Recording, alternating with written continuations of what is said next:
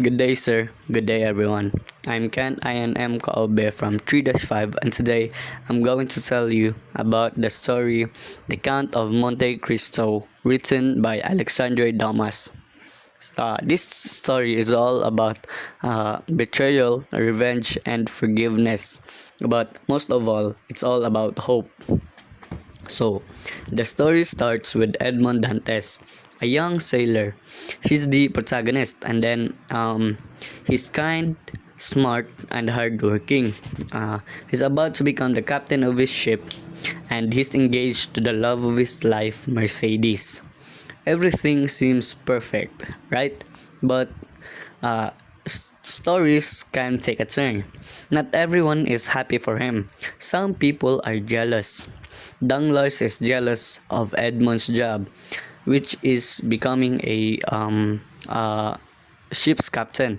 Fernand is jealous because he also loves Mercedes, which is Edmond's fiancée. And Villefort, a powerful officer, just wants to protect his position, so he wants to frame Edmond to have his position. And these three men team up and wrote a fake letter saying that Edmond is a spy of the Bonapartist party. Because of that lie, Edmond is arrested. Edmond is arrested on the very day of his engagement, and is sent to a horrible prison called Chateau de Rolf. So in prison, Edmond feels broken. He thinks his life is over because he was wrongly accused. But then something changes. In the next cell, he meets Abbe Faria, an old priest. The priest becomes like a teacher and a father to him. He teaches Edmond about science, history, languages, and all of the other things. And most importantly, he tells him about a hidden treasure buried on the island of Monte Cristo. So a few years passed. When the priest dies, Edmond uses his body bag to escape. So he's thrown into the sea, cuts himself free, and swims to safety. Later, he finds the treasure, just like the priest said. So suddenly, he's rich beyond imagination, right?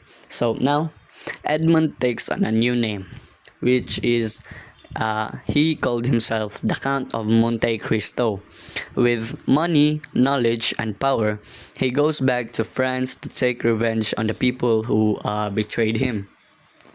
So he doesn't attack them directly. Instead, he's smart. He plans everything carefully. Danglars loses his money, Villefort's family falls apart, and Fernand, who became Mercedes' husband, loses his honor and respect. But while Edmond is taking his revenge, he starts to see the other side of it. Innocent people get hurt, bystanders, and innocent. Even Mercedes, who still loves him, and her son. So Albert, who is actually Fernand's son, Mercedes settled for Fernand, which bear their son Albert. So Edmund realizes that revenge might bring satisfaction, but not peace. So in the end, he decides to forgive. He helps the people who were kind to him, gives away his fortune, and sails away with Heidi, a woman who truly loves him for the first time in many years.